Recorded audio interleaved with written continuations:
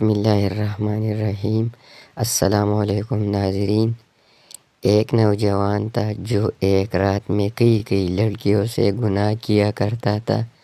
اس کا معمول تھا کہ روزانہ شام کو ہر گناہ کتاب میں لکھ لیا کرتا تھا کہ آج کے دن میں نے کون سی غلطی کی، آج کے دن میں نے کون سی خطا کی، آج کے دن میں نے کتنی لڑکیوں کی عزت لوٹی، آج کے دن میں نے کتنوں سے زنا کیا اور کتنے لوگوں کا حق مارا۔ وہ جو 24 گھنٹوں کے گناہ ہوتے شام کو اپنی ڈائری میں لکھتا۔ ایک رات وہ اپنے معمول کے مطابق اپنے کالے کرتوت اپنی ڈائری میں لکھ رہا تھا کہ دروازے پر کسی نے دستک دی۔ جب اس گنہگار نے دروازہ کھولا تو یہ دیکھ کر حیران رہ گیا کہ سامنے ایک خوبصورت لڑکی کھڑی ہے۔ نوجوان نے پوچھا، کیسے آنا ہوا؟ اس لڑکی نے کہا، میرے بچے یتیم ہیں، میرے بچوں کا باپ کب کا فوت ہو چکا ہے، کسی کی بھینس مری تھی، اس حرام بھینس کا گوشت کتے بھی کھاتے رہے اور میری اولاد بھی کھا رہے تھے۔ 3 دن تو ہم نے وہ حرام گوشت کھایا، اب وہ گوشت بھی کتے کھا گئے، بھینس بھی ختم ہو گئی، اب میرے بچے 3 دن کے بھوکے ہیں۔ خدارا تیرے دروازے پر آئی ہوں، اللہ کے نام پر مجھے کچھ نہ کچھ کھانے کو مل جائے، میرے یتیم بچے دن بھر کے بھوکے ہیں اور رو رہے ہیں۔ اس نوجوان نے جب اس کا حسن دیکھا تو ہوش کھو بیٹھا اور کہا، اندر آ جاؤ۔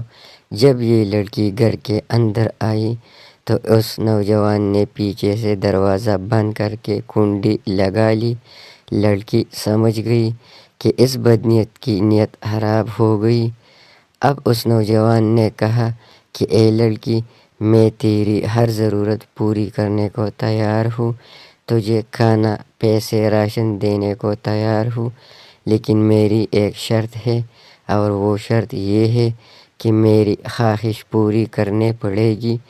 یہ کہتے ہی اس نوجوان نے لڑکی کو اپنی طرف کھینچا تو اس لڑکی کی ایک چیخ نکلی اور زور سے پکارا، اے مصیبتوں کو دور کرنے والے رب، مجھے اس ذلیل انسان سے بچا لے۔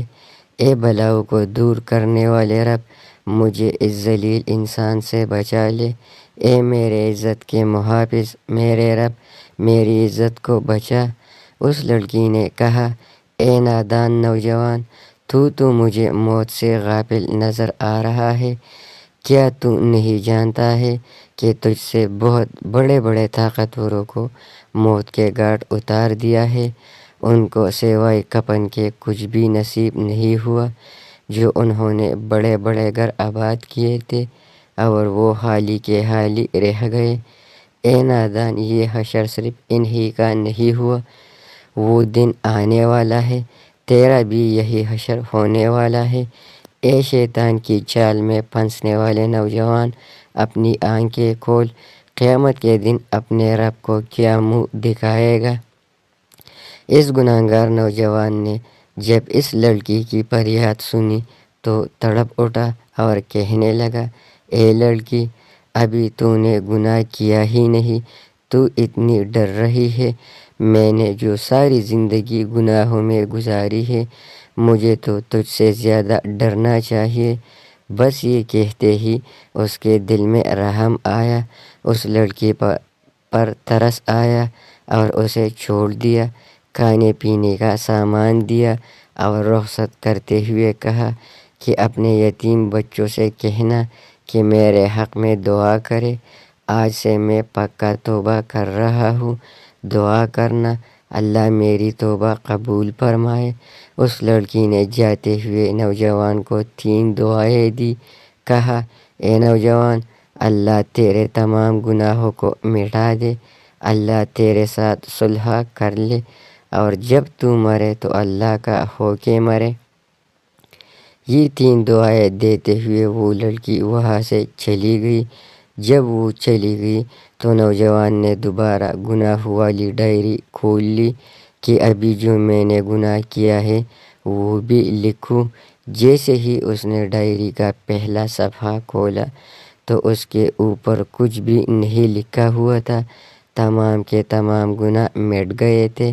نوجوان نے تمام صفحے چاند مارے، ہر ایک صفحہ چاند مارا، پچھلے سارے کے سارے گناہ مٹ گئے تھے، سارے صفحے سفید نظر آ رہے تھے۔